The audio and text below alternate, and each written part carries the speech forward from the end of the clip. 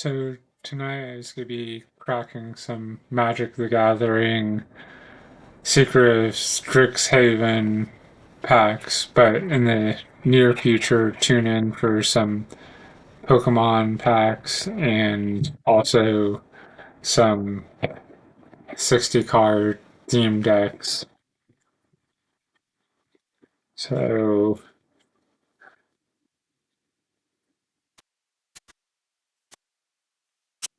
these ones actually had cardboard sleeves around the packs, I'm guessing, to discourage people from opening them in the stores.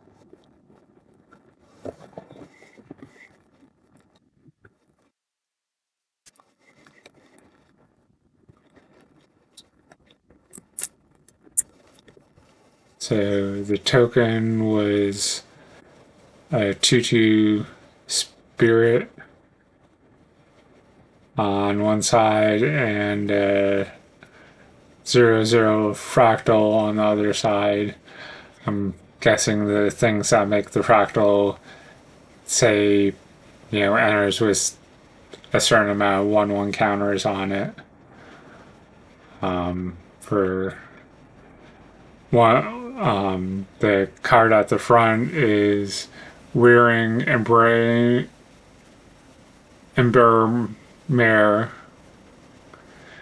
It's a 4/5 creature, a horse beast for 4 and a mound. It has reach and haste. Barrage. It's an instant for 1 in a forest. Target creature you control gets +1/+0 until end of turn.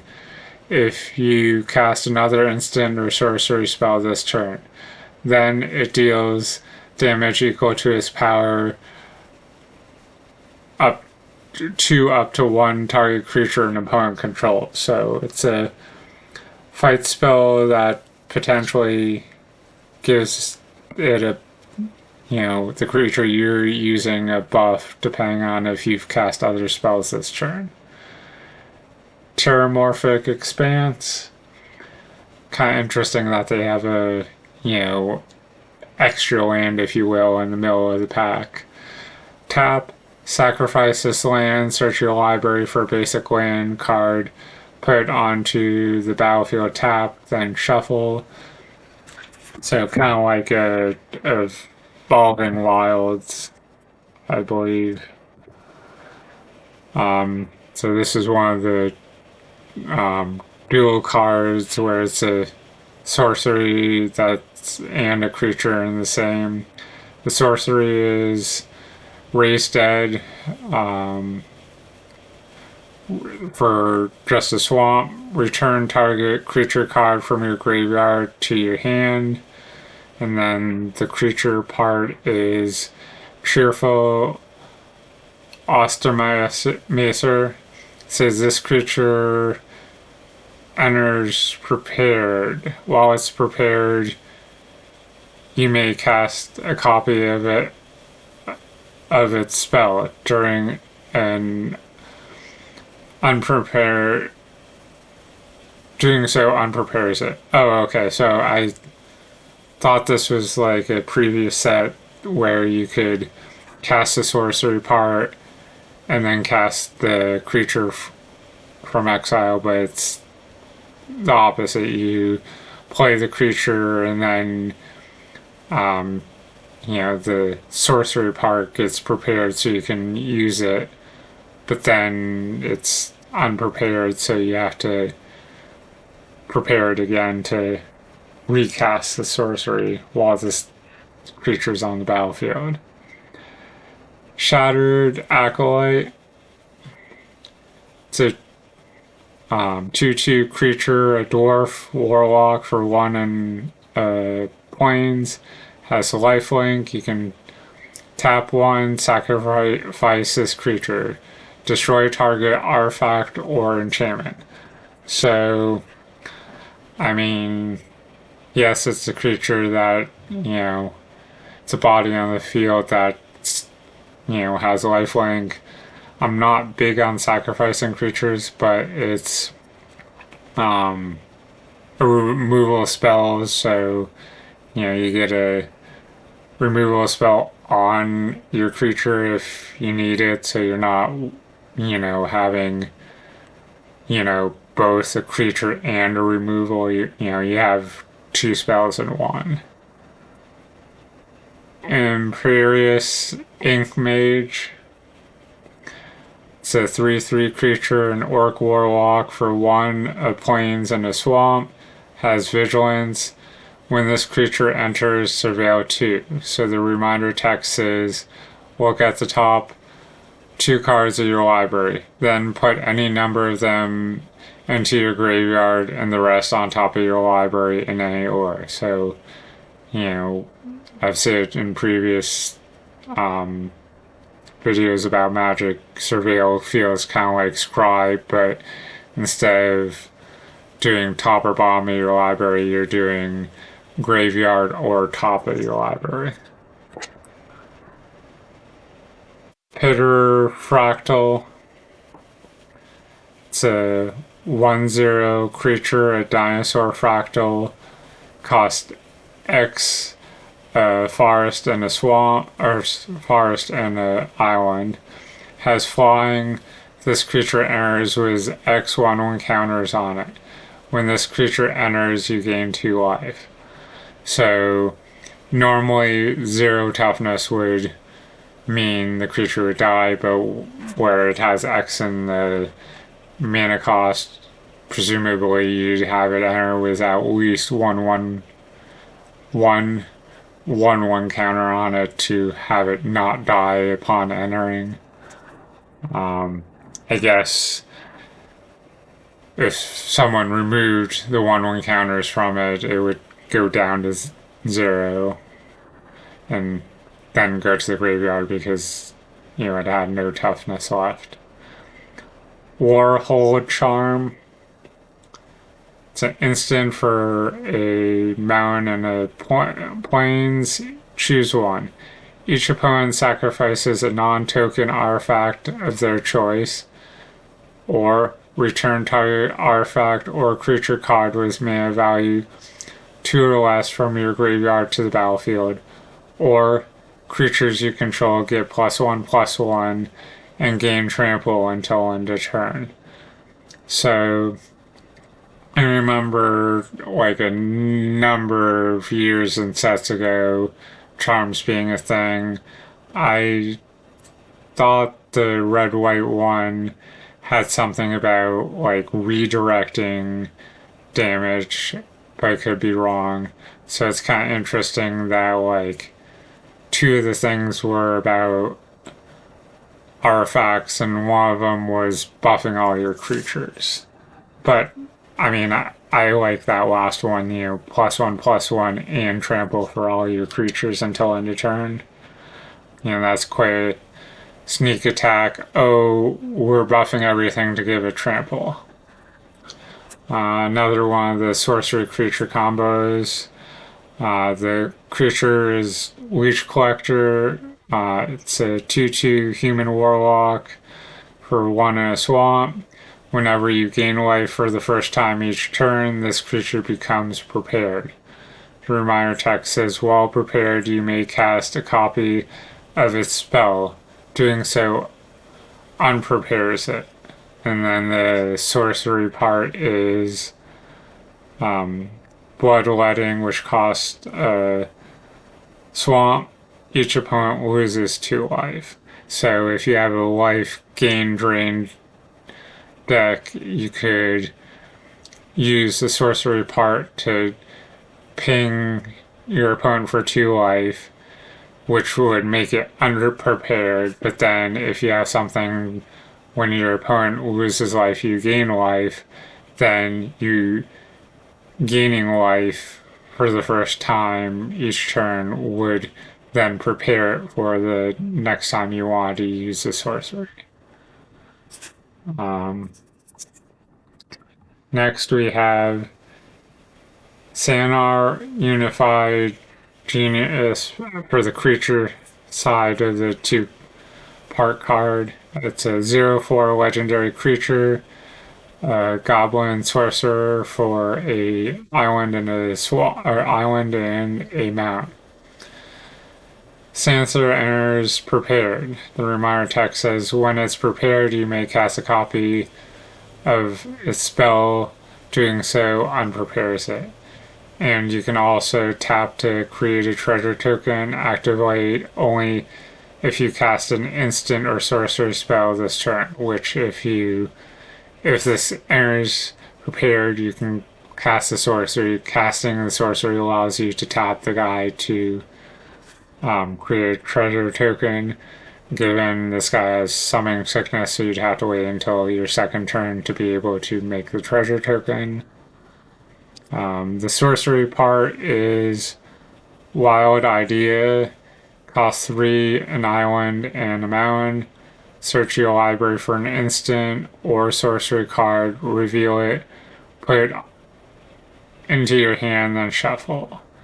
So 5, which 2 of those are 2 different colors, seems kind of like a lot for a tutor, but I mean, it's a tutor that you can use multiple times as long as you prepare the creature again. So, I guess that's has potential to be abused. Greenwood Cascade. It's a land. This land enters tapped unless you control 2 or more other lands. Tap to add a forest or a island. Then we have Sleight of Hand, and it's more of a like full art card, which is cool. It's a sorcery for an island. Look at the top 2 cards of your library, put one of them into your hand and the other on the bottom of your library. So it feels like Opt, but maybe better, maybe worse, depending on what the 2 cards are. Because you're Opt, you're scry 1 and you draw a card. This is you're looking at 2 cards to put one in your hand and one at the bottom. So could go either way on what you're drawing. Practiced Offense, and this one happens to be foil. It's a sorcery for 2 and a plains. Put a 1/1 counter on each creature target player controls. Target creature gains your choice of double strike or lifelink until end of turn. So, I mean, playing 1/1 counter, if you target yourself, playing 1/1 counters on all your creatures, and then, one target creature gets either double strike or lifelink, that's pretty good. Especially considering it's, 3, 2 in a plains. The flashback actually is less, it's 1 in a plains. The reminder text says you may cast this card from your graveyard for its flashback cost, then exile it. He's wanted to stick together. The basic land was an island. So let's do another one of the packs, and then I'll leave 2 more of the Secrets of Strixhaven for another time, in addition to the Pokemon and the 60 card theme decks for other videos.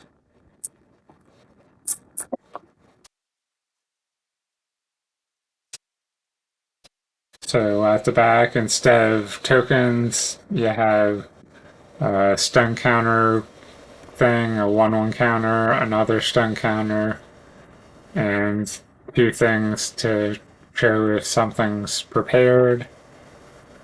And then the first card is Stone Descent, a 3/1 creature, a spirit chimera. It's a cost 1 of planes, and you can pay a planes, exile this card from your graveyard.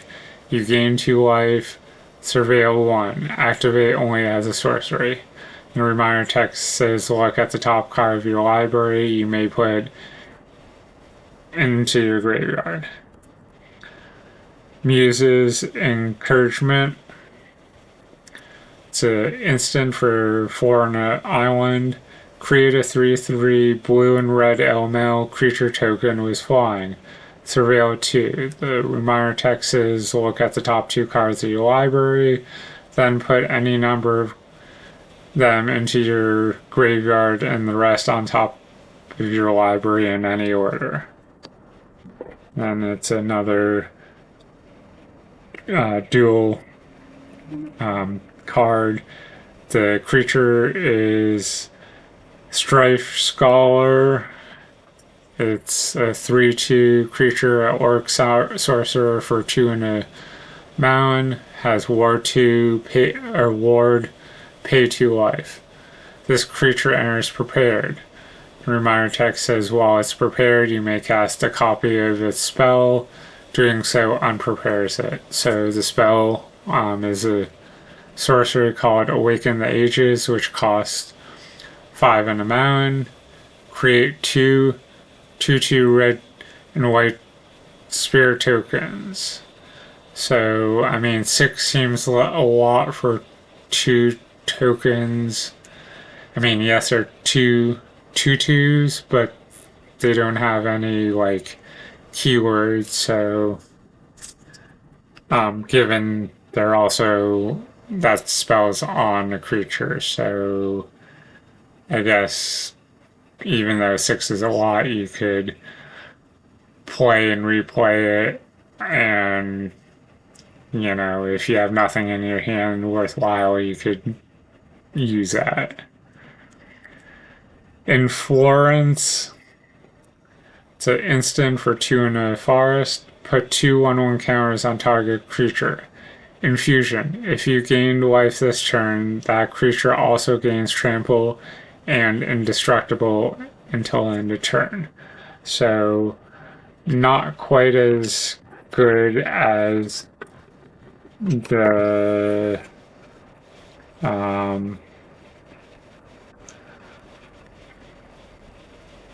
light sorcery that dealt with 1/1 counters from the previous pack, but I'll still take, you know, 2 1/1 counters on a creature and potentially giving it, you know, trample and indestructible, you know, still seems nice, even if it's not as good as the other one.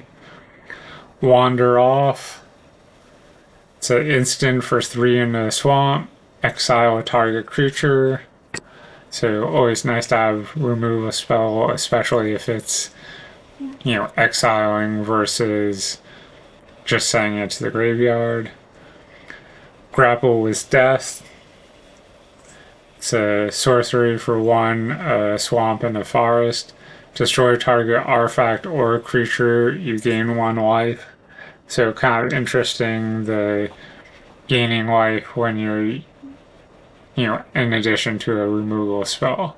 Especially in black-green, white feels more like the life gain color, so even though, like, all colors have some form of way to get, that just seems different to me, I guess. Impractical Joke. It's a sorcery for a mountain. Damage can't be prevented this turn. Impractical Joke deals 3 damage to up to 1 creature, target creature, or planeswalker. So, where it says target, I guess if it means that you won't be able to use that on something with hexproof unless you remove the hexproof, because hexproof prevents you from targeting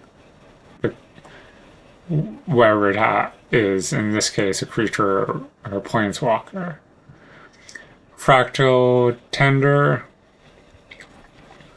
It's a 3/3 creature, an elf wizard for 3, a forest, and an island. It has Ward 2. Increment. The reminder text says whenever you cast a spell, if the amount of mana you spend is greater than this creature's power or toughness, put a 1/1 counter on it. So, kind of reminds me of Evolve, only in this case it's tied to mana cost, not the power or toughness of the creature entering compared to this guy. So I'd be interested to see how the increment ability or keyword ends up working in this set. At the beginning of each end step, if you put a counter on this creature this turn, create a 0/0 green and blue fractal creature token and put 3 1/1 counters on. Okay, so we did find something for the fractal token from the previous packet we opened. Akron, Deathbloom, Botanist. Kind of interesting, like death and botanist and like the same title. It's a 2/2 legendary creature, a vampire druid for 2 in a swamp. Has Death Touch. Whenever a creature you control is powered or toughness 1 or less dies, target opponent loses 2 life, and you gain 2 life. So goes back to the life gain drain thing I was mentioning earlier. I want to say it's Blood Artist or something very similar. That's a 0/1 that whenever one of your creatures, or it might be any creature, dies, your opponent loses a life and you gain a life. This is a little bit better in the sense that it's 2 life versus 1, but worse in the sense that it has to be power toughness of 1 or less. Like you're trading off the amount of life for restricting it to only certain creatures. Divergent Equation. It's an instant for X, X, and an island. So where there's X twice, whatever mana you have available, you're basically cutting in half. So if you have 10 mana available for X, you'd pay 5 for the first X, 5 for the second, and then of course the island.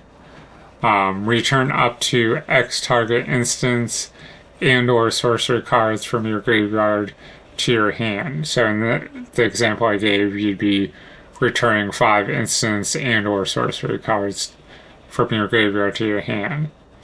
Exile a Divergent Equation. So, I mean, it's a one and done spell, but if you have a way of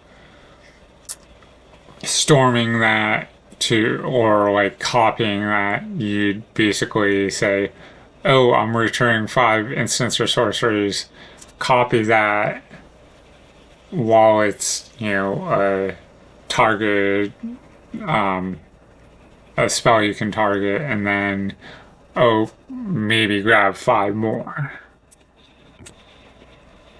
Exhibition Tidecaller. It's a 0/2 creature, Djinn wizard for an island. Opus. Whenever you cast an instant or sorcery spell, a target player mills 3 cards. If 5 or more mana was spent to cast that spell, that player mills 10 cards instead. So it almost reminds me of that. Uh, I want to say it's like a 0-3 Hermit Crab thing, only instead of being a landfall, it's based on instants or sorceries, which blue loves instants and sorceries, so this seems something like that would get hit with a shock or a lightning bolt pretty quickly. Because, you milling your opponents, 3 to 10 cards at a time really will add up quick, and they're going to want to deal damage to this. Obviously, a creature attacking, you're not necessarily going to block with this unless you're close to dying. Brain Freeze, so another like full art card. One was in the last pack. This one, so one in each pack, I guess. That's an instant for 1 in an island. Target player mills 3 cards. It has Storm. The reminder text says, when you cast this spell, copy it for each spell cast before it this turn. You may choose new targets for the copies. So, kind of nasty, having Storm on a card that forces your opponent to mill. I'm not big on milling, but I could see how that and that 0-2 creature could potentially get out of hand in the right deck. Roguewater Blumart. It's a foil card. It's a 2-2 creature, a spirit frog for a swamp and a forest. Whenever this creature or another creature you control enters, you gain a life. So, again, gaining life in black-green seems interesting. I almost would have thought with it being black, it would have been deal 1 damage, or like white is more gain life that I can think of, are at least more likely to be, gain life. And then Titan's Grave for the land. This land enters tapped to add a swamp or a forest. You can pay 2 a swamp and a forest, tap, surveil 1. So kind of interesting that you have a tap ability on your land to surveil. I know there are some lands that when they enter, they either have a surveil or scry ability, but that's a one and done, like when it enters the battlefield, whereas that was as many times as you can spend the mana and tap the land. And then if you have a way to untap it and enough mana to tap it again on your turn, you could, however many times you need to, move stuff to the graveyard or to the top to fix your draw. So hopefully you found some value in me opening these packs, and watch for some more packs and decks being opened. Thanks and have a good day.